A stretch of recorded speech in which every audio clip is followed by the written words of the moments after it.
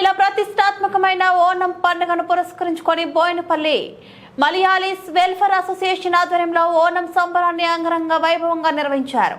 MMR గార్డెన్లో నిర్వహించిన కార్యక్రమానికి నిజాం వారసుడు డాక్టర్ రమణాక్ యార్ఖాన్, కుకట్పల్లె కార్పొరేటర్ నరసింహ యాదవ్ ముఖ్య అతిథిగా పాల్గొని శుభాకాంక్షలు తెలిపారు. పెద్ద ఎత్తున పాల్గొన్న మలయాళీలు కేరళ సాంప్రదాయ నృత్యంతో ఆటపాటలతో ఆనంద డోలాయమానంగా సందడి చేశారు. హైదరాబాద్లో ఉన్న మలయాళీలందరూ ఒకే చోట కలిసి సోదర సోదరి సౌభాతృత్వం ఆనందంగా పండుగ జరుపుకోవడం సంతోషంగా ఉందని అసోసియేషన్ సలహాదారుడు సురేందర్ నాయర్, కార్యదర్శి బాబు ఉనిన్ పేర్కొన్నారు.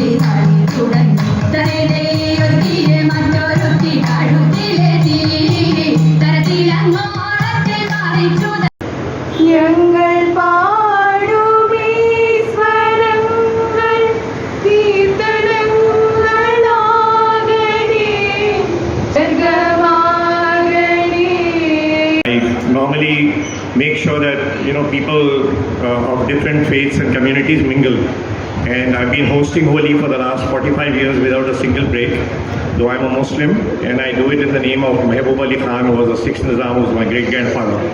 So he used to even pray in Hindu temples because of his subjects. They were mostly Hindu, so I've been following that tradition, and so I've been hosting Holi in his name, and today I'm so delighted that I've got this.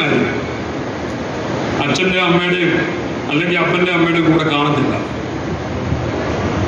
നമ്മൾ ഓരോരുത്തരും ചിന്തിക്കുക, പണ്ടൊക്കെ നമ്മുടെ പിതാക്കന്മാരും മാതാക്കന്മാരും എല്ലാം പറയുമായിരുന്നു, എന്ത് നമുക്ക് മക്കൾക്ക് വേണ്ടി സ്വരൂപിക്കണം.